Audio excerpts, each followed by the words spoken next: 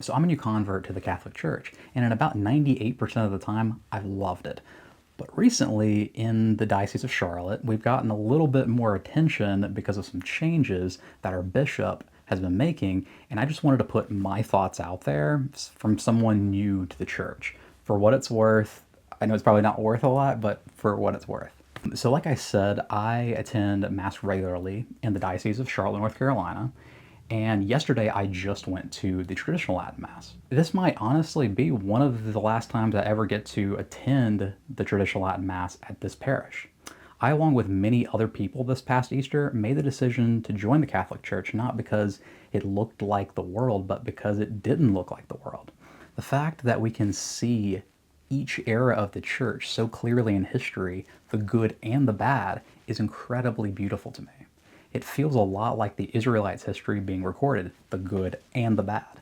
However, for me personally, the real reason why I joined the Catholic Church is I believe Jesus knew we needed one unified church rather than two or three or 100. My concern, along with many others, is while attempting to unify the church, it seems to be leaving many things that make the church who they are behind. Something I've seen over the past few years is that the Catholic Church has many roles in the broader Christian world, and the biggest is to bring the Christian world a unified objective truth rather than a subjective truth. However, simultaneously, ever since I've been looking into the Catholic Church, I continue to be shocked at how much diversity I see in culture from parish to parish. Spanish masses are way different than English masses, and English masses are way different than the Latin masses. And I love that. From my perspective, I think Bishop Martin has good intentions. I think he sees many traditional aspects of the church, especially Latin, as an additional barrier to entry for someone who simply wants to experience the love of God. He also seems to see the changes he's making as unifying the church together under a single Mass. However, I see things a little bit differently. Personally, I normally go to the English Mass here in Charlotte, North Carolina, and not the Latin. Maybe one day when I'm not so busy, I'll dive deeper, but I'm so happy that Latin is an option.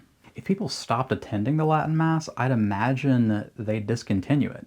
But oddly enough, each time I go, it's packed with the most diverse group of people I've ever seen in any church. Even in the church as a whole, it's amazing how diverse the supporters of Latin within the church are. Everyone from high-level theologians like Scott Hahn, Trent Horn, and Joe Heschmeyer to well-respected clergy like Bishop Robert Barron and Father Mike Schmitz.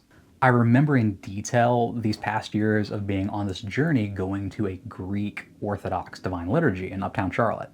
And it was one of the most beautiful experiences I've ever had in my entire life. It was like stepping into like a time machine going back to the early days of the Apostolic Church. I felt like if I had like opened up a door, I would have seen St. Ignatius writing letters or something. But after experiencing this, I found out that the Catholic Church had something similar, the Latin Mass. After experiencing both of these, I knew that Greek or Latin wouldn't be for everyone, obviously. But I also knew these two churches were different from all the others. They had a special connection to the early church that I had read about and studied for years, but never experienced in person before. And so I'll end with this. As someone who's recently converted to the church, I can say that I felt very welcome from day one. But having said that, I also have to be honest and say, in many ways, I don't feel welcomed by Bishop Martin. After speaking with many people who are also converts, I can confidently say we love the traditions of the church. And it feels very odd to us that we feel like rebels and outcasts of the church for enjoying these things, while also not trying to force them on everyone else. But in the end, I think we'll be fine. Even us crazies who think Catholic traditions are cool. We'll keep Bishop Martin and Pope Leo in our prayers, and we'll keep on the hopeful path to heaven.